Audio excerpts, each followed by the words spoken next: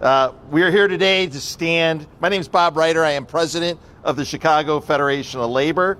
We are here today to stand against the attacks on working people led by Donald Trump. It's fitting that we stand in solidarity and make this announcement here at this exact spot. Chicago is the hometown of the American labor movement. And Haymarket is the birthplace of the fighting spirit of the labor movement. Next week, we'll be here at Haymarket rallying against Donald Trump and the billionaires destroying our country.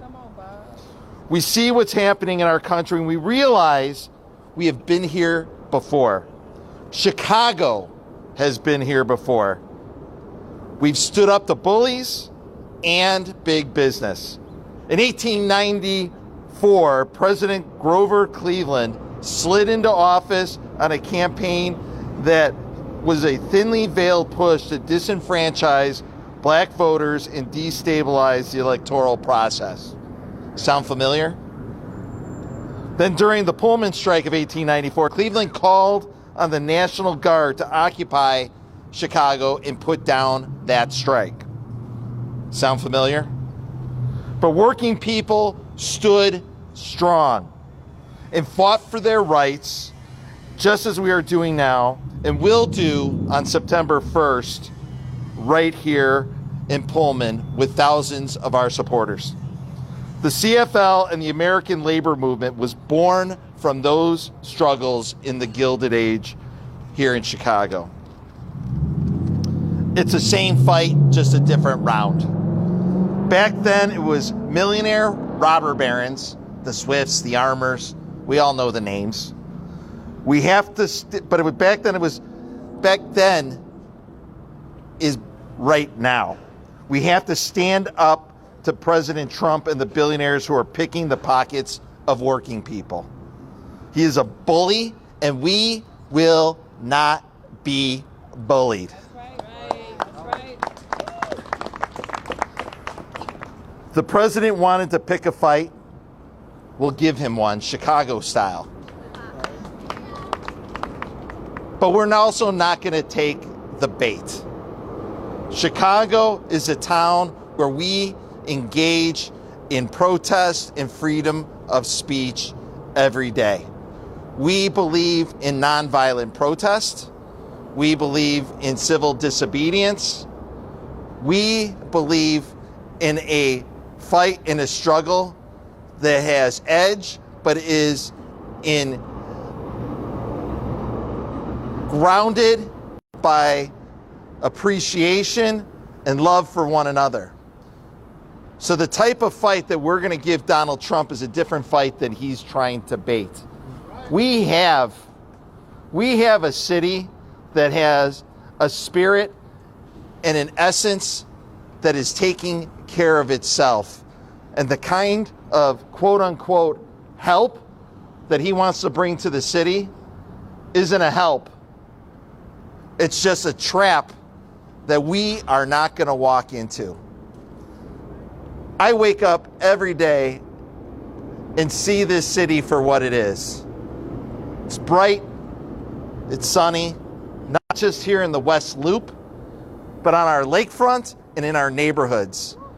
I got to tell you, I'm going to go on a little off script here, but I'm going to do that because I can. It's my press conference. On Saturday, I was driving up Damon Avenue. For any of you who've been up Damon Avenue, it's a beautiful street.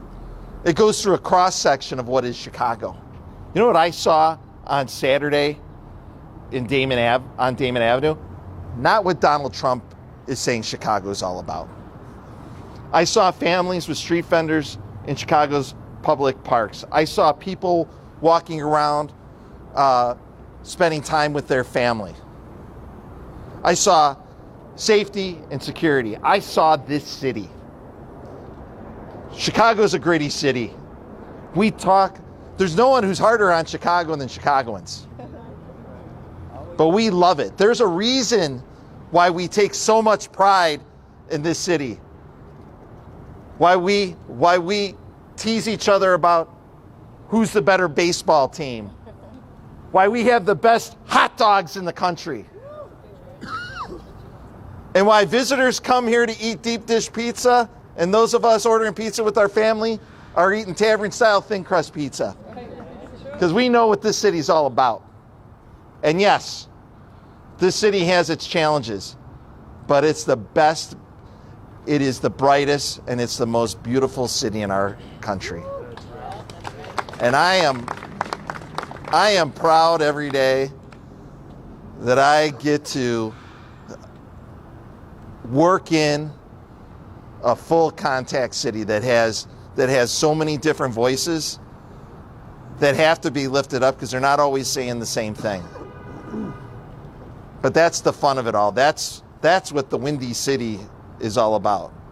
We will persevere.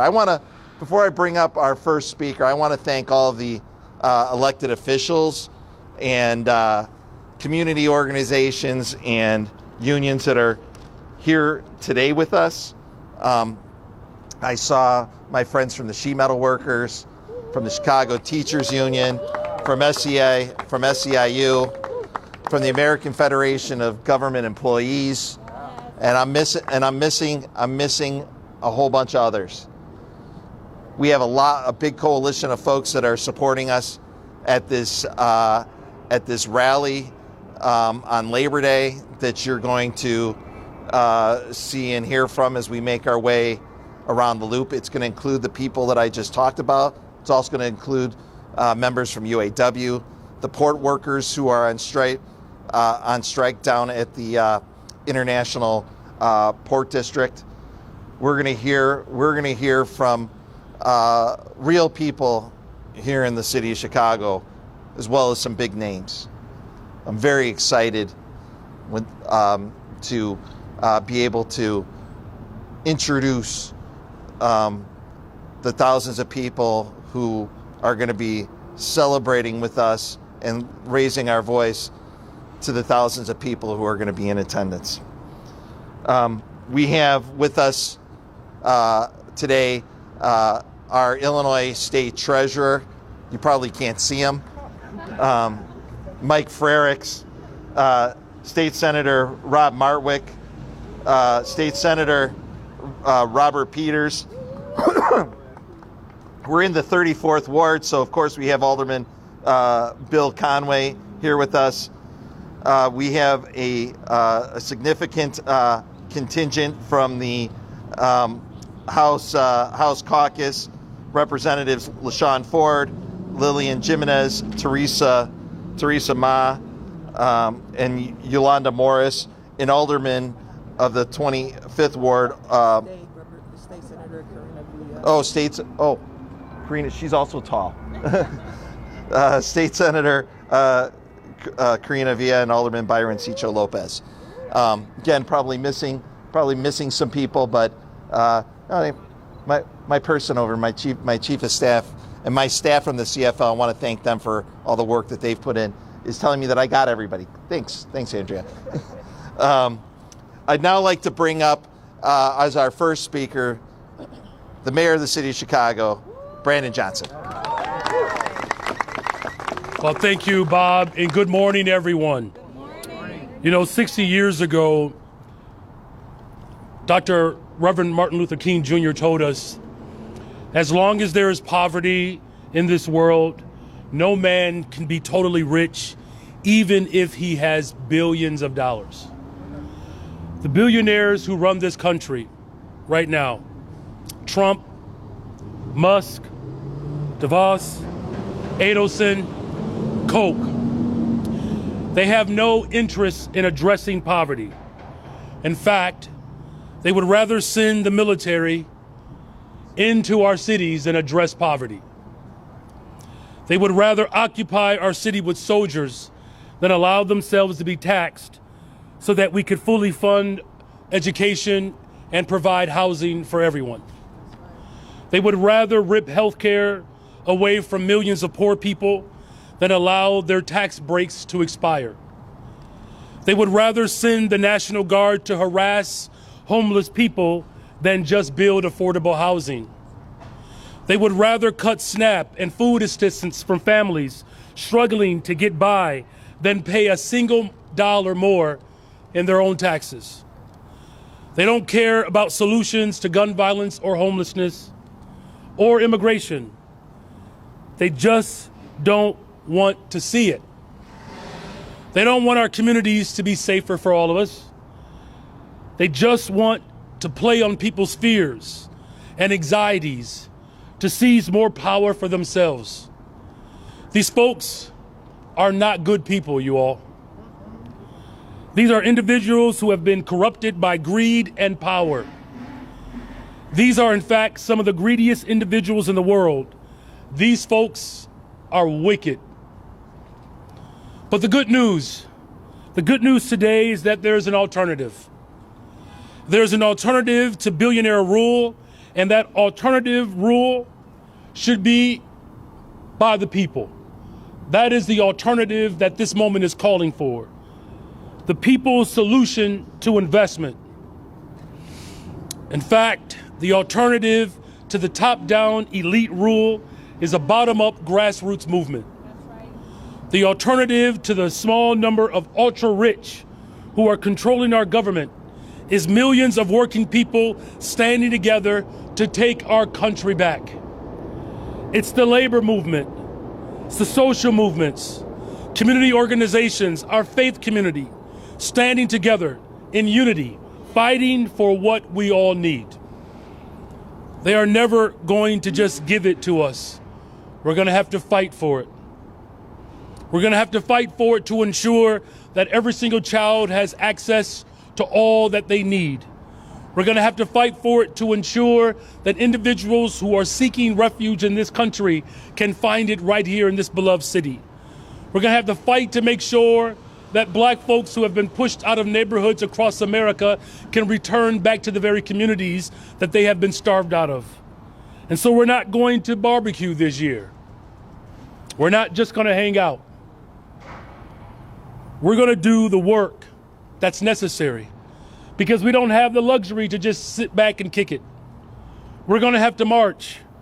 We're going to have to march with our labor sisters and brothers. We're going to have to march for true black liberation.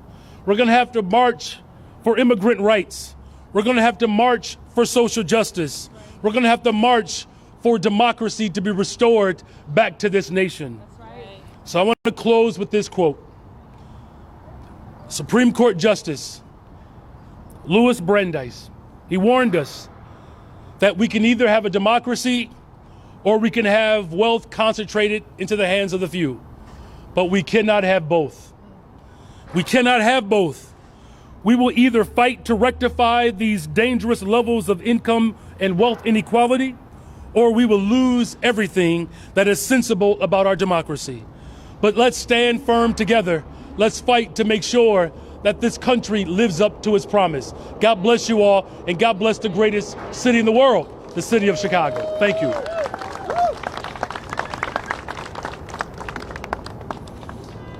The longer we're here, the more people show up. So, yes, it is. And I want to make sure that I acknowledge more of our elected officials. See, this is power in this moment, right? Yesterday I had the pleasure of attending a press conference with the mayor and with Governor J.B. Pritzker, because now more than ever, people in Illinois, people in Chicago need to be united in standing with each other, because the people we're fighting aren't the people necessarily here, but it's the class of people who are, when you talk about robber barons, it wasn't an individual person, it was a collective of people who created trusts and monopolies in order to hold down regular folks. We can have an economy that's inclusive of everyone else, where business and labor can both win. I know the mayor's talked about that. I know the governor talks about that. I want to make sure that I acknowledge Representative Kelly Cassidy, Representative Kim Dubuclet. The House caucus here at this event continues to grow. And then my friend who is working to safeguard things that I think people forget about sometimes, but are important when we're talking about the culture war that's being perpetrated and stoked by Donald Trump, protecting our vital records, Cook County Clerk Monica Gordon. And next, we have, like I said, we're going to have a number of different unions raising their voices this week on Labor Day, and I'd like to introduce the president of the Chicago Teachers Union, Stacey Davis Gates. No dash, no weed. That's right. Good morning. Good morning. You know, if I were in a classroom today, I'm wondering what I would tell high school seniors and juniors and sophomores and freshmen. I was a high school history teacher. Like, how do you provide both historical understanding and cultural context to this moment? How do you help young people who live in our neighborhoods, who depend on our public services? How do you prepare them to get ready for an invasion of law enforcement? How do you tell children whose parents may be undocumented that it is safe for them in this city? How do you tell black children who know the tyranny of unchecked, unlawful, and unconstitutional policing that they're going to be okay on their walks home from school?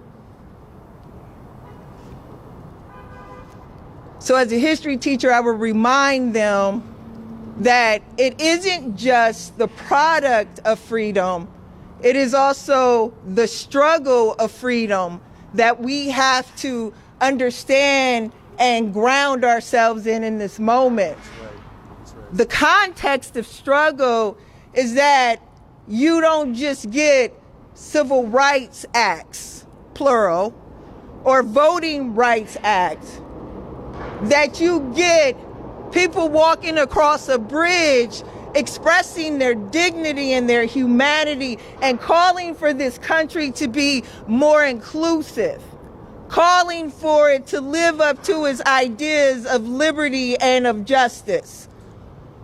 You contextualize the struggle in the context of white supremacy that tells us that you can vote for a man who deliberately targets black-led cities because it doesn't fit his marginal white supremacist definition of competence and leadership. You have to ground it in both things, because in this struggle you find that the only way we overcome these moments is through the conviction, the solidarity, the love, and the courage of the people, the faith community, the labor community, the political class, my neighbors and my mama and them. That's how we get to a United States of America that can protect our children from the tyranny of this administration. See, he's gonna spend what he's spending in DC here in Chicago. He's spending $1 million a day patrolling streets that don't need patrols because, like Chicago, DC's crime is down. But he's spending $1 million so he doesn't have to spend it on crossing guards to help our children move safely across this city. So he doesn't have to spend it on safe passage to make sure that our children have a friendly face to see on their journey back and forth to home. See, why we as a donor state, as a donor city to these United States of America struggle to make ends meet in Chicago for black and brown children, we are funding the marginalization of the benefits that come here every time we send a tax dollar to DC. Think about it. a math problem. I know I was a history teacher, but a math problem.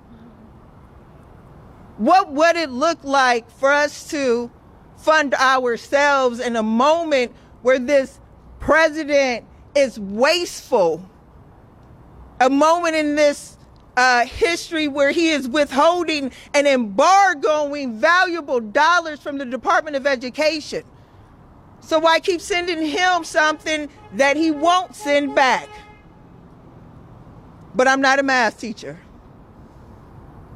But I do remember as a history teacher how the colonists, our forefathers and our patriots, figured out how to send their illegitimate king nothing else from the colonies.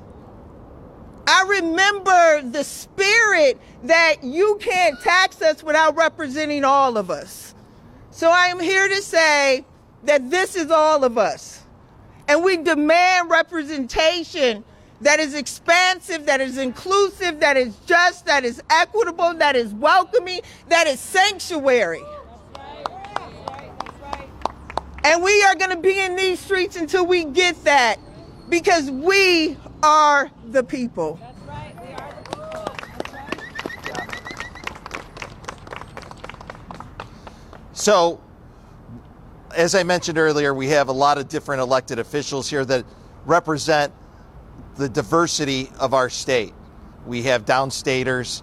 We have folks who, Treasurer Frericks is from downstate, now lives in Chicago. Was I not supposed to tell you? Okay. But next we have one of our Congress folks who represents us in the 3rd Congressional District, Delia Ramirez. Well, good morning. Buenos dias. Good morning. Buenos dias. Gracias, alcalde. De nada. He's almost bilingual here.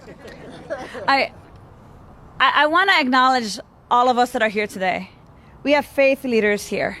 We have labor leaders here. We have the folks that are on the ground doing the work, taking a stand to defend our communities, our immigrant neighbors here, like ICER, like Arise. We have elected officials who are saying, no, Donald Trump, you're going to try to pit us against each other. And Bob Ryder said it most perfectly. We're too smart to take that bait. We are in a beautiful city at the Haymarket Square as we're hearing construction literally happen right now as we continue to develop the city. We have iron workers, carpenters, construction workers. We have teachers here. We have what makes this city one of the most successful cities in the entire world. By the way, the 5th largest GDP in the entire country, in case you didn't know that. I'm trying to do the promo here, Mayor. So here's what I want to say, because we have a couple more speakers and we're really talking about getting pumped up for a protest and rally we're going to do on Labor Day. I want to say that in the face of authoritarianism and fascism, and let me say authoritarianism wasn't a word I was used to saying, so it took a while to actually know how to pronounce it, because we didn't think we had to talk about or use that word repeatedly in this country up until Donald Trump became president. But let me tell you that in the face of fascism and authoritarianism, it is solidarity, worker solidarity, that is protecting us. It is worker solidarity as this busy city is happening that will protect us from a regime that is looking to rob us from our services, our lands, our healthcare, our jobs, and our thriving futures. And we know that fascism always requires a public enemy. Today, fascism will say that it is immigrant neighbors, that is trans youth, that is higher education, that is the arts. But let me be clear. Tomorrow, it is whoever they deem undesirable and opposition to fascism. So that is why we're here today. Trump, Noam Hexeth, and the criminals in office. Yes, I said criminals in office because I work in D.C. I see them face to face. They will use their power to try to break our spirits, to divide us, to turn us against each other. But the people united will never be defeated. Say it with me. The people united will never be defeated.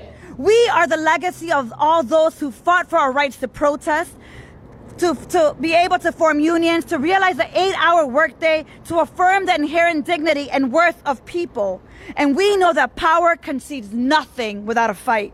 We know that we've been fighting for our communities and that every single win that was extracted by the people was with hard work and organizing. And that is what truly Donald Trump is afraid of. So here's what I want to say as I wrap up. In a couple of days, I head back to DC. I jump on that regular flight I take every single morning. I know that my colleagues in DC, the Republicans, hope that we have forgotten about the Epstein files, and we're going to make sure that we don't forget about the Epstein files. We know that threatening to send military, National Guard to the city of Chicago is a distraction, so we don't demand those Epstein files. We will do everything we have to do to make sure that we keep demanding that he doesn't try to distract the people from what's actually happening every single day, how he's attempting to defund FEMA, how he's attempting to militarize every single community. But here's also what I know, that when we legislate, when we litigate, and when we agitate, we win. And in the courts, we are winning, and we will continue to win against unconstitutional, unaccountable leadership. We will not bow down. So I want you to look around. I want you to look at each other. The next few days are going to get hard. The next few weeks are going to continue to be hard. We're going to have to get through the next few years. But it's with all of us here that we do that. With every local elected official and with unions and workers leading the fight to defend our country and defend a democracy that is worth fighting for. I will do that with the Illinois delegation, but we cannot do it alone. We are going to do it together. And on Labor Day, you may want to go ahead and have your drink after 7 or 8 p.m., but during the day, Bob, we're going to be marching, right?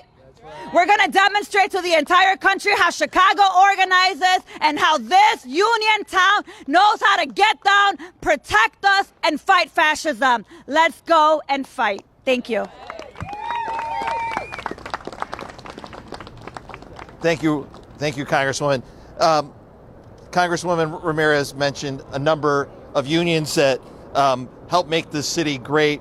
And on Labor Day, some of the unions that are supporting our event that I haven't mentioned yet, the National Association of Letter Carriers, the International Union of Painters and Allied Trades, SEIU Local 1, SEIU Local 73, the Mid-American Carpenters Union, Workers United, the UPI, which is the University Professors Union, that is part of the Illinois Federation of Teachers, UFCW Local 1546, the American Postal Workers Union, the Chicago Federation of Musicians, the Laborers International Union of North America, the union that is supporting the striking port workers, operating engineers, Local 150, and we're expecting many, many more to show up and join us on Monday. And one of the unions that I have not mentioned yet, but is represented with our next speaker, is SEIU Healthcare Illinois, Indiana, and our next speaker is Curtis Birch, who works at Jesse Brown VA Medical Center as a food service worker. I want to make sure, Curtis, where you at? Let's come. I want to be clear about this. We have not only do we have workers who serve our veterans at the VA and other facilities, we also represent a lot of veterans.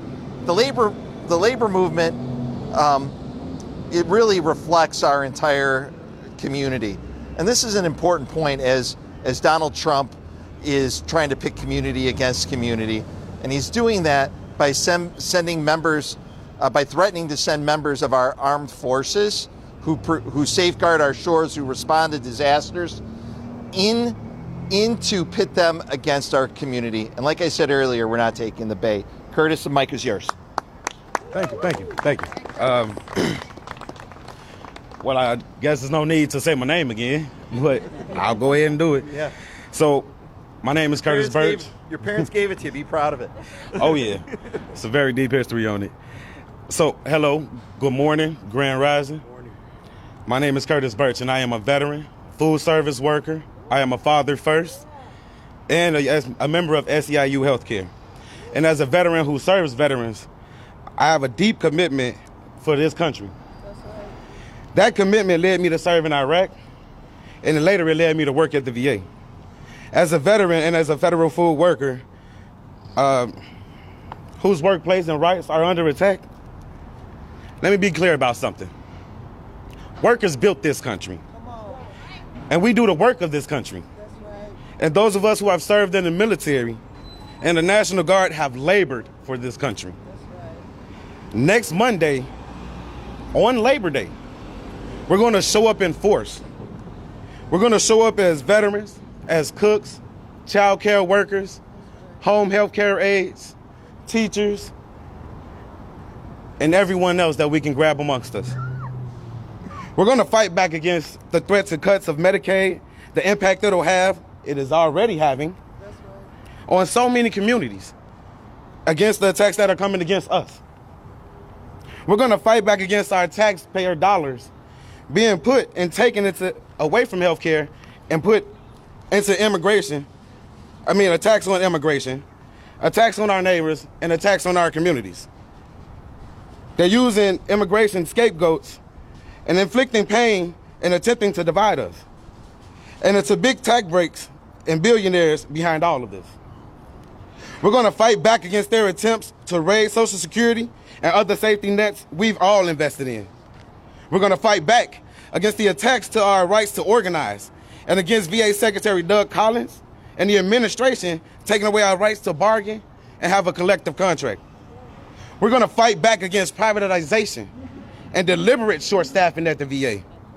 We're going to fight back against the Trump administration targeting our city. And because we are the people, he is targeting us because we're standing up against him. That's right. But we're not just fighting back, we're fighting forward. That's right. Because we are workers and veterans, and as the people who do the work of the society, we didn't just build this country, we're committed to building what's next. We're going to fight to protect our families and put our communities first, not billionaires. Our labor built this country, and our families deserve care and safety and a future. Chicago is a city with a rich and powerful labor history. And we know that when working people unite across race, we understand how much we have in common and refuse to be divided by outside attacks and understand that we have so much power. That's right. And today, next Monday, and going forward, we're going to use that power to protect our families and build a future that we can all thrive in. And we believe, especially me, as a veteran who has served, and I know something about making a commitment and following through with it, together we will fight back, together we will fight forward, and together we will win. Thank you.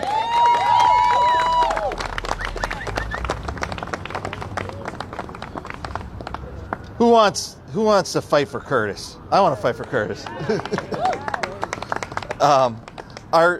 This again, Chicago's a community. You know, I often say that Chicago's foundational community organizations are the labor movement and houses of worship. Our next speaker is Reverend Stephen Thurston from Rainbow Push. Malcolm X said it best. You can't separate peace from freedom because nobody can be at peace unless he has freedom. Today, I'm here to tell you that you can't separate workers' rights from civil rights because freedom isn't free when your paycheck from your full-time job can't even pay your rent in Chicago. I'm here representing Rainbow Push because we understand a truth that shakes the foundation of power. Injustice anywhere is a threat to justice everywhere. When teachers can't afford to live in the communities that they serve, when workers of every color face exploitation, when our children's futures hang in the balance, these aren't separate battles. They're the same war against human dignity. The Chicago Teachers Union fights for more than wages. They fight for the soul of public education. Labor fights for more than benefits. They fight for the radical idea that work should sustain life, not crush it. And we fight for the revolutionary notion that every person deserves both economic justice and the power to shape their destiny. For too long, they played divide and conquer like a broken record. But here's what those boardrooms fear the most: when we refuse to be siloed, when black and brown communities stand with labor, when the moral authority of civil rights meets the collective thunder of organized workers. This Labor Day isn't just celebration, it's declaration. We're declaring that the same corporate forces shortchanging our teachers are the same ones perpetuating racial inequity. The system underfunding our schools are the same systems suppressing wages and crushing organizing efforts. They want us fighting for crumbs separately, but no, that's not what's going to happen. We're choosing to fight for the whole loaf together. Because when you marry the movement for racial justice with the power of organized labor, you don't just change policy, you change the world. This is our moment, this is our movement, and Chicago, this is just the beginning.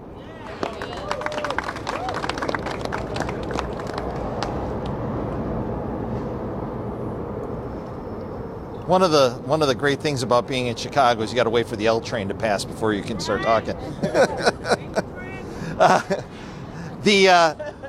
Before we get to our final speaker, I also, as I said, the coalition grows because, again, we all have to stand together in a united front against the attacks the federal government and Donald Trump are leading against our state.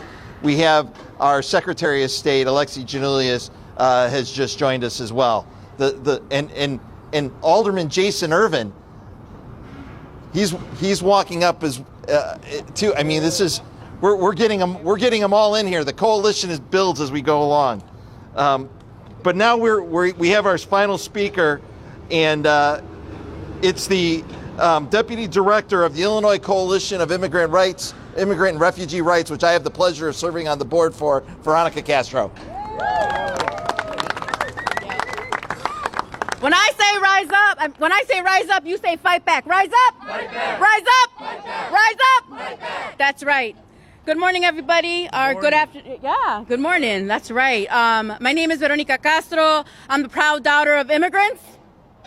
I also happen to be the Deputy Director of the Illinois Coalition for Immigrant and Refugee Rights. We're really proud to be here today with the CFL, SEIU, CTU, and so many other allies in the labor movement, because the fight for immigrant rights, racial justice, and worker rights is all one and the same. In Illinois, that has looked like the closing of ICE detention centers, enacting pre-trial fairness, and codifying workers' rights in the state constitution. Collectively, we are part of the broad movement fighting for justice and liberation for all people. It's no surprise that Trump is coming after Illinois and Chicago. For years, his MAGA cronies from across the country have tried to divide our communities, enacting cruelty on immigrants from the southern border to stoke discontent in Chicago and other cities. And since day one of his new administration, he has ramped up attacks on immigrants and workers in Chicago and the suburbs. And we know this is because of our work with labor partners and the calls that have come in to our family support hotline. Now he's threatening to call in federal troops and the National Guard. Make no mistake, Trump is doing this because we've been doing our job in Chicago and in Illinois, because of the progress we have made here, and because of our ongoing pushback against his creeping dictatorship. But we know what has worked in the past as well. We know what it is to work to protect and defend the people we love as best as we can. Being organized and educated, making sure our communities are safer. Through the work of our Family Support Hotline, through partnership with allies, and through community education, we have been able to hold off the worst of Trump's actions so far. In times like this, coming together on Labor Day takes extra importance. The movement for worker rights, racial justice, and immigrant rights has to keep moving forward in the face of Trump's overreach. While Trump tries to instill fear, our movements will continue to push back, as we have been doing on Labor Day and beyond. One final reminder before I go. If you suspect you see ICE in your community, or if a family member has been taken by ICE, please call our Family Support Hotline at 855-435-7693. Because if there's one thing that I know, it's that we keep each other safe. Thank you.